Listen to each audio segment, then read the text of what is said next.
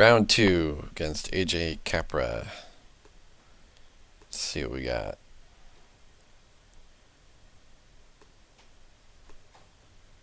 So I got 2 mana, both colors. I can lead Trailblazer into, Defiant Strike and then Snakeskin. This looks pretty good. Alright. So we're on the draw again. Playing against Blue-Red. Blue-Red's okay. In Boros, I think it's okay because you're pretty fast. But against them, you got to worry about a few things. So here, I'm worried about Nullify. So I guess Voyage's End as well could be bad, but it's not the worst thing in the world if you Voyage's End my guy when I haven't invested anything other than potentially one card. And if I'm going to invest one card into it, Defiant Strike is my least valuable card right now. So that resolves, which is good. Hits a land. So I probably play the Evolving Wilds, find my Swamp, beat him for 2. 3 mana. Plays Divination. Okay, so he's sculpting his hand, so am I. So I got another turn that Nullify is not open. I don't have any protection spells, which is a little rough. But I think I want to just get some beats going. Molten Snakeskin, +3, +1. I know this Trailblazer can only be answered by a bounce spell now.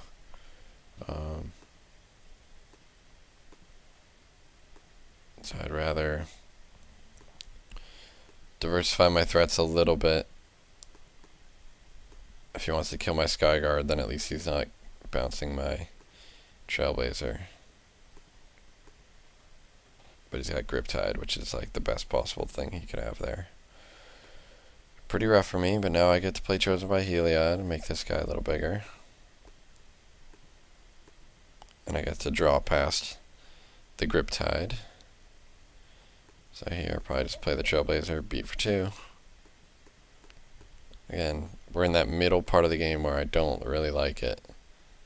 Okay, he's got Lightning Strike. Plus Lightning Strike, okay. He would have gotten blown out by God's Willing, but I don't have it. I'm flooding like crazy. So here, I think I'd rather just beat for 2 this turn. Just try to get him as low life total as possible.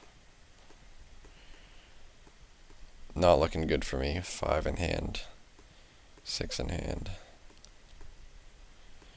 He's going to start treasure cruising pretty soon, yeah. But he's letting me attack again. I'm just completely flooded. But I'm getting in some damage. Another Griptide is really brutal for me. Another draw card, okay, so I mean, see the Hopeful Eidolon, much better than like the Eternal Thirst, because at least I'm getting in an extra point of damage right now. That's super relevant. So, I mean, he's down to 7. I'm beating him down. He's got a flurry, that's pretty good. Alright, finally a protection spell, great. Can't attack past the 2/3s though, so I just gotta chill. Rise of Eagles, okay. Can't deal with that. Another Hoplite. Alright, that survives. No Nullify. Beat me down in the air. I'm on the clock. More Minotaurs. More Minotaurs. Okay, so this game is like really quickly getting out of range. Boom. That is until I top deck the perfect card. And I kind of knew this situation would happen too. Any deck where you're playing protection spells and you're in a semi-low life total, you really want 2 creatures back of different colors. So this just happens to be exactly lethal. Of 2 heroic triggers gives it 4 power.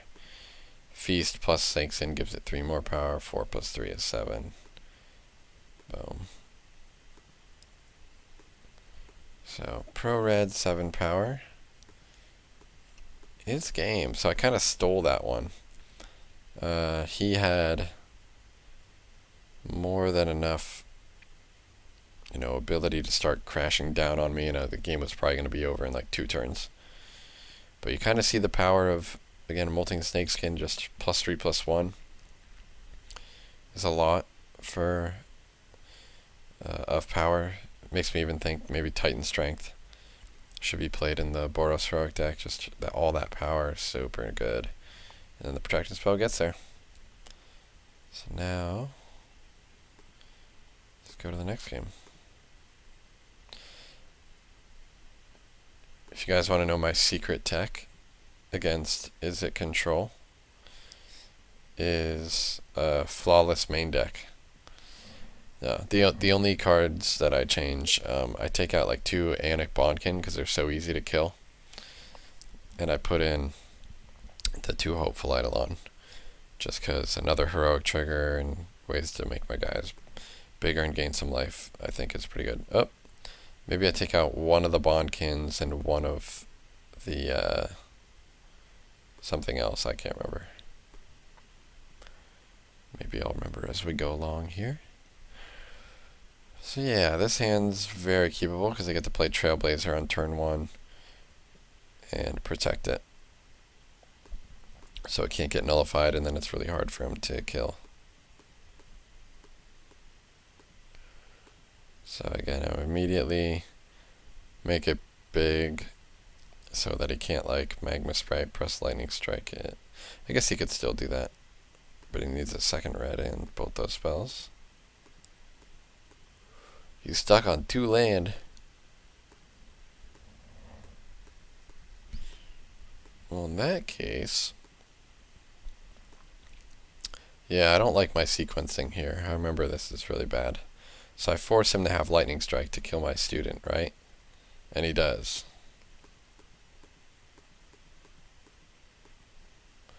And he voyages in my guy. That's not the worst possible. So now I'll play both my 2/1s. Pretty bad against Scouring Sands, but Scouring Sands isn't really good against me, so I don't know if he'll have it in. Divination, okay, that's good. So I put out the most power possible. So here I'll trigger my heroic. I do have God's Willing to protect him as well.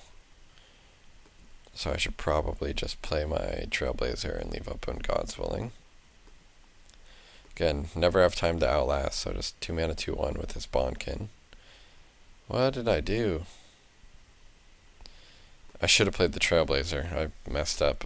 I think I should have. Magma Spray.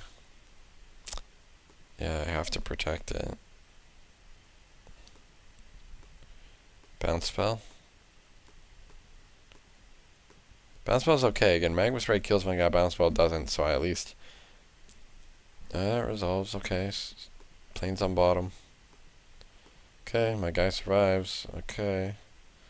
It's confusing to me. If he had a bounce spell, I think he would have used it. So I'll just beat him for 7.